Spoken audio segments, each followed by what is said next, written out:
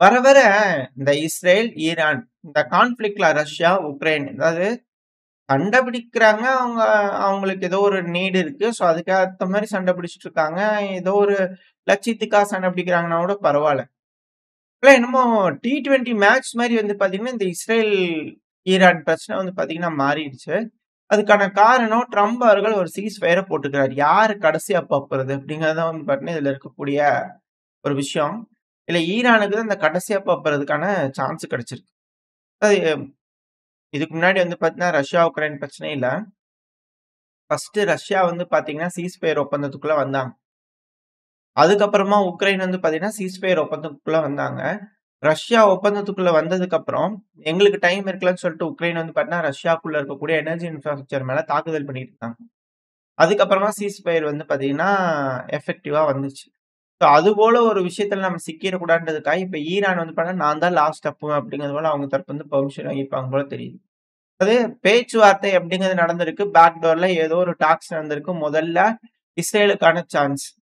So அத பார்த்துட்டு என்ன பண்ணிக்கிறாங்கன்றத தெரிஞ்சுக்கிட்டு, அதுக்கேத்த மாரி அடுத்த டைம் வந்து பார்த்தீங்கன்னா, ஈரானுக்கான சான்ஸ். ஸோ எது பெருசு? ஃபைட்டர் ஜெட்டா இல்ல மிசைலா? 2ல எது பெருசுன்னு அடிச்சு காட்டு அப்படிங்கிற ஒரு T20 மேட்ச் போல தெரியுது. கடைசி நிமிஷம் வரைக்கும் இஸ்ரேலுக்கு அலோகேட் பண்ண கடைசி நிமிஷம் வரைக்கும் வந்து பார்த்தீங்கன்னா, ஃபைட்டர் ஜெட் ஈரானோட வெளிக்குள்ளேயே தான் இருந்திருக்கு. ஏர் ஸ்பேஸ்க்குள்ளேயே தான் இருந்திருக்கு. ஸோ அந்த வான்ல வந்து பார்த்தீங்கன்னா, முடிஞ்ச வரைக்கும் டீகேபிடேஷன் ஸ்ட்ரைக். அதாவது இந்த சயின்டிஸ்ட்ட கொல்றது, மிக முக்கியமான நபர்கள கொல்றது. ஸோ இது போல வேலைகள பார்த்துருந்தாங்க. இது நம்ம போன பதிவுல பார்த்திருப்போம். எப்படி ஈரானுக்குள்ள இஸ்ரேல் வந்து அட்டாக் பண்ணிட்டு இருந்தாங்க. இப்ப ஈரானோட டர்ன் வந்துருச்சு.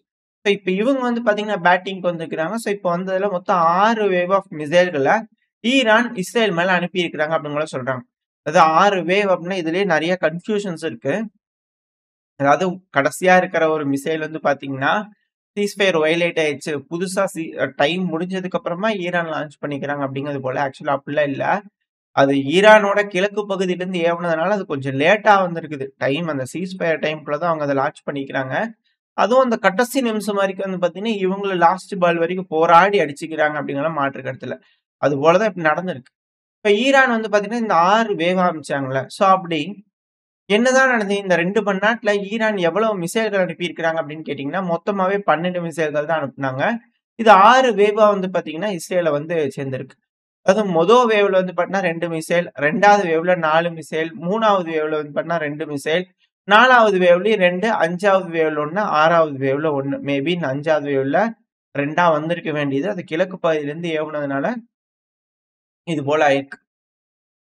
அதுவும் இந்த ஃபர்ஸ்ட் வேவ் இருக்கு இல்லையா? இதுல குறி வச்சது வந்து பார்த்தீங்கன்னா, இஸ்ரேலோட வடக்கு பகுதி, தெற்கு பகுதி. இந்த செகண்ட் வேவ் 4 மிசைல் வந்தது இல்லையா? அதுல இஸ்ரேலோட மத்திய பகுதி, தெற்கு பகுதி. 3வது வேவா வந்ததும் இஸ்ரேலோட மத்திய பகுதி, தெற்கு பகுதி. 4வது வேவ் மத்திய பகுதிய மட்டும் குறி வச்சிருக்கு. 5வது வேவ் தெற்கு பகுதிய மட்டும் குறி வச்சிருக்கு. 6வது வேவும் தெற்கு பகுதி தான். ஸோ இந்த பகுதிகள ஒரு வேவ்க்கு எந்தெந்த பகுதிகள ஹிட் பண்ணும் அப்படிங்கிறது போல அவங்க தெரிஞ்சு தான் ஏவி விட்டுருக்காங்க. ஸோ மொத்தம் 12 மிசைல்கள். ஸோ இந்த மிசைல்கள் வந்ததுல இழப்பு எந்த அளவுக்கு அப்படின்னு பார்த்தீங்கன்னா, மொத்தம் 4 நபர்கள் இறந்துட்டாங்க. முதல்ல 3ன்னு சொன்னாங்க. அதுக்கப்புறம் 1 இன்கிரீஸ் ஆயிருக்கு அப்படின்னு கூட சொன்னாங்க. மொத்தம் 4 நபர்கள். சில கவுண்ட்ல 8 அப்படின்னு கூட சொல்றாங்க. பட் ஆனா இந்த பதிவு நான் ரெக்கார்ட் பண்ணிட்டு இருக்கும்போது அஃபிஷியலா வரக்கூடிய கவுண்ட் 4. அன்அஃபிஷியலா 8 கிட்ட இருக்கலாம் அப்படின்னு கூட சொல்றாங்க. அஃபிஷியலா காயமடைஞ்ச நபர்களோட கவுண்ட் வந்து பார்த்தீங்கன்னா 30. பட் ஆனா 50 பேர்த்துக்கிட்ட இருக்கலாம். இடிபாடுகளுக்குள்ள நெறைய பேர் சிக்கிட்டு இருக்காங்க. சாரி. மீட் எடுத்துக்கிட்டு இருக்காங்க அப்படிங்கிற மாரிலாம் சொல்லப்பட்டு வருது. ஸோ இப்போதைக்கு அஃபிஷியலா வரக்கூடிய கவுண்ட் வந்து பார்த்தீங்கன்னா 30. மேபி இன்கிரீஸ் ஆகலாம். ஏன்னா Tel Aviv, Beersheba, Haifa, Golan. So இந்த பகுதிகள்லாம் வந்து பார்த்தீங்கன்னா அஃபெக்ட் ஆயிருக்கு அப்படின்னு கூட சொல்றாங்க. இதுல வேவ் வந்து பார்த்தீங்கன்னா, டெல் அவீவ்ல எக்ஸ்ப்ளோஷன் கேட்டதா சொல்லப்பட்டது. அது வந்து பார்த்தீங்கன்னா, இன்டர்செப்டார் வந்து இன்டர்செப்ட் பண்ணியிருந்துக்குது. டெல் அவீவ், ஹைஃபா இது 2யும் அவங்க குறி வச்சிருந்துக்கிறாங்க. அ இந்த அட்டாக்ஸ்ல வந்து பார்த்தீங்கன்னா, எங்கேயும் இம்பாக்ட் ஆன மாரி எந்த ஒரு செய்திகளும் வரல.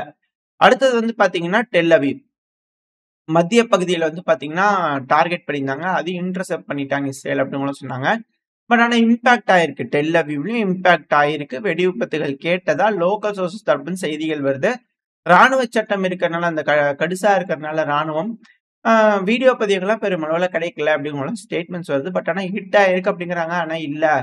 அது மிசைல் வந்து இன்டர்செப்ட் பண்ணும்போது வெடி விபத்து கேட்டது. அதனால அப்படி கேட்டிருக்கு அப்படிங்கிறது போலயும் சொல்றாங்க. இரு தரப்புல சொல்லக்கூடிய கருத்துக்கள் சொல்லியாச்சு. டெல் அவிவ்லயும் இம்பாக்ட் இருக்கலாம் அப்படிங்கிற பலர் தரப்புல இருந்து சொல்லப்படுது. வெயிட் பண்ணி பார்ப்போம். சேட்டலைட் இமேஜ் இல்ல 1 நாள் 2 நாள் போச்சுன்னா, என்ன ஏதுங்கிறது தெரிய வரும். இப்ப அடுத்தது வந்து பார்த்தீங்கன்னா, அ இஸ்ரேலோட நெகேவ் பகுதி. இதுதான் மோசமான விபத்த வந்து பார்த்தீங்கன்னா ஏற்படுத்தி விட்டுருக்கு. ஏன்னா மிசைல் வந்து பார்த்தீங்கன்னா, டைரக்ட்டா பெர்ஷிவா இந்த நிகேவ்ல இருக்கக்கூடிய இது கேப்பிட்டல்னு வச்சுக்கலாம் பெர்ஷிவா. அந்த பகுதியில வந்து பார்த்தீங்கன்னா, டைரக்ட்டா மிசைல் வந்து பார்த்தீங்கன்னா இம்பாக்ட் ஆயிருந்திருக்கு. அதுவும் மக்கள் வாழும் குடியிருக்கும் பகுதியில ஹை ரைஸ் பில்டிங்ல வந்து பார்த்தீங்கன்னா அட்டாக் பண்ணியிருக்குது. அப்புறம் என்ன இஸ்ரேல் வந்து மக்கள் வாழாத இடத்துல புறநகரத்துல கொண்டு போய் அங்கேயும் இங்கேயும் போட்டு வந்தாங்க. அவங்களும் டீகேபிடேஷன் ஸ்ட்ரைக்ன்னு சொல்லி மக்கள் அதிகமா வாழக்கூடிய நபர்ல இடங்கள தான் அடிச்சாங்க. அதுவும் புனித பூமி அப்படிங்கிறது போல பாம் சிட்டிலாம் வந்து பண்ண டீகேபிடேஷன் ஸ்ட்ரைக் பண்ணாங்க. இது போல இருக்கும்போது அப்புறம் இஸ்ரேல் மட்டும் கதர்றாங்க அப்படின்னு சொன்னா அது எப்படி சரிப்பட்டு வரும் அப்படிங்கிற கேள்வி இருக்கு. எது எப்படியோ மக்கள் வாழும் குடியிருப்பு பகுதியில இருதரப்புலயும் டார்கெட் வைக்கிறாங்க. இது என்னன்னா கொஞ்சம் சேதம் பெருசா ஆயிப்போச்சு. மல்டிபிள் இம்பாக்ட் வந்து பார்த்தீங்கன்னா, இந்த பர்ஷிபால வந்து பார்த்தீங்கன்னா நடந்திருக்கு.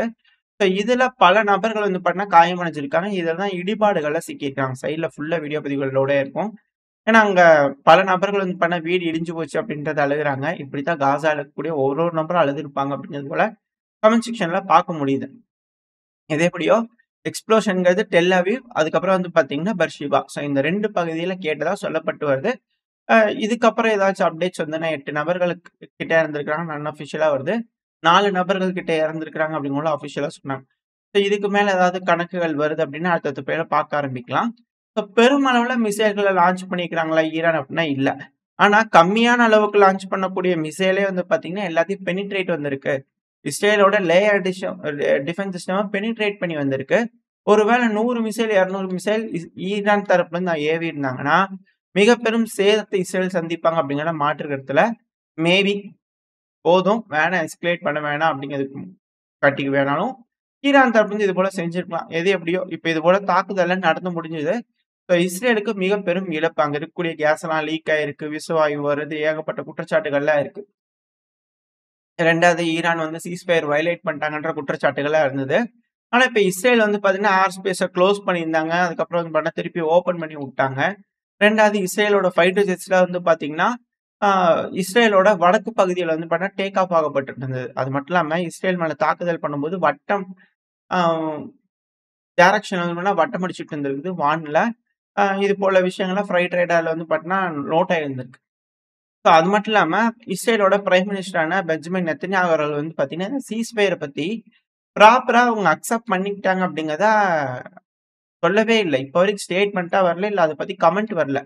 ஏன்னா இப்ப வரைக்கும் கன்ஃபார்ம் பண்ணிக்கிறது ஈரானும், அமெரிக்காவோட அதிபரான ட்ரம்ப் அவர்கள் தான் கன்ஃபார்ம் பண்ணிக்கிறாங்க. சீஸ்ஃபயர் எஃபெக்ட்ல இருக்கு அப்படிங்கிறது போல. 2வது இந்த ஈரான் தாக்குதல் பண்ணிட்டாங்க. இப்ப இஸ்ரேல் திரும்பி ரிட்டாலியேட் பண்ணுவாங்களா அப்படின்ற கேள்விகள் வருது. சில மீடியாக்கள் தரப்புல இருந்து என்ன சொல்லிட்டு இருக்கிறாங்கன்னா, இன்னும் 12 மணி நேரம் டைம் இருக்கு. இஸ்ரேல் யோசிச்சு தாக்குதல் பண்ணுமா, வேணாமாங்கிறத முடிவெடுத்து செய்யறதுக்கு 12 மணி நேரம் டைம் இருக்கு. அந்த கேப்புக்குள்ள அவங்க வேணாலும் திருப்பி அடிச்சுக்கலாம். அதுக்கப்புறம் வந்து பார்த்தீங்கன்னா, ஈரான அசஸ் பண்ணிட்டு, திருப்பி அவங்களுக்கு ஏதாவது ஆப்பரேஷன் பண்ணணும் அப்படின்னா பண்ணிக்கலாம். இது இதுல இருக்கக்கூடிய விஷயம் அப்படிங்கும்போது சிலர் தரப்புன்னு சொல்றாங்க. இது ஒரு காம்ப்ளிகேட்டடான ஒரு அக்ரீமெண்ட் தான். இது எப்படியெல்லாம் வந்து பார்த்தீங்கன்னா, ஓவர் கம் பண்ணி வராங்க அப்படிங்கிறது பார்த்துடலாம்.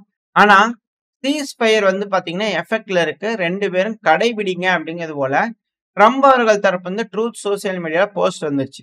இத பார்க்கும்போது சரிங்க அஸ்மா அப்படிங்கிறது போல தானே சொல்லுவாங்க. ஏன்னா இஸ்ரேல் வந்து பார்த்தீங்கன்னா, ஏர் ஸ்பேஸ குளோஸ் பண்ணியிருந்தாங்க. இப்ப வந்து பார்த்தீங்கன்னா, ஏர் ஸ்பேஸ்லாம் ஓப்பன் பண்ணி விட்டுருந்தாங்க. எது எப்படியோ இப்ப அவங்க சொன்ன பேச்சுக்கு ட்ரம்ப் அவர்களோட பேச்சுக்கு கட்டுப்பட்டு ஈரானும், இஸ்ரேலும் இதுக்கு மேல அடிச்சுக்க மாட்டாங்க அப்படிங்கிற புடிச்சிருக்கு. இப்போ இதுல இருக்கக்கூடிய விஷயம் என்னன்னா, அணு ஆயுத ஃபெசிலிட்டி மேல தாக்குதல் பண்ணக்கூடாது. என்ரிச்மென்ட் இது போல விஷயங்கள்லாம் பண்றாங்கல்ல யுரேனியம். அத வந்து தாக்குதல் பண்ணக்கூடாது. அது உலக சட்டப்படி தப்பு. அதுக்கு தான் ஐநா சபை இருக்கு. இதெல்லாம் மீட்டிங் போட்டு அதுக்கேத்த மாரி பண்ணியிருக்கலாம். பட் ஆனா இவங்க அது போல செய்யல. இந்த காரணத்தினால பிரச்சனை அப்படிங்கிறது அவங்களுக்கு தான் இருக்கு. அதாவது தாக்கக்கூடாத இடத்த தாக்கியிருக்கிறாங்க. இத வந்து கண்டெம் பண்ணலனா கூட பரவால்ல. பட் ஆனா அத நியாயப்படுத்தல் பண்ணும்போது பலருக்கு ஆத்திரங்கள் வருது அப்படிங்கிறது போல பல அனலிஸ்ட் வந்து கருத்துக்கள் வருது. ஏன் அப்படின்னா, நேட்டோவோட சீஃப் இருக்கிறார் இல்லையா? மார்க் ரூத்தே அவர்கள். அவர் தரப்புலருந்து என்ன ஸ்டேட்மெண்ட் வருது அப்படின்னா, அதாவது இன்டர்நேஷனல் சட்டத்த யாருமே வந்து வயலேட் பண்ணலீங்க. அதான் அமெரிக்கா ஈரான் மேல அடிச்சுக்கிறாங்க அப்படிங்கிறது என்ன இன்டர்நேஷனல் சட்டத்த வயலேட் பண்ணிக்கிறாங்கன்னு நெனைக்கிறீங்களா? அப்பிடிலாம் கிடையாது. அதாவது ஈரான் வந்து அணு ஆயுதத்த உருவாக்கக்கூடாது. எக்காரணத்துக்கும் அத அலோவ் பண்ண முடியாது. ஸோ அந்த காரணத்தினால, நாங்க அவங்கள வீக் ஆக்கிடுவோம். அவ்வளோதான். மத்தபடி எதுவும் கிடையாது அப்படிங்கிறது போல, அ மார்க் ரூத்தே அவர்கள் தரப்பிலருந்து ஸ்டேட்மெண்ட் வந்திருக்கு.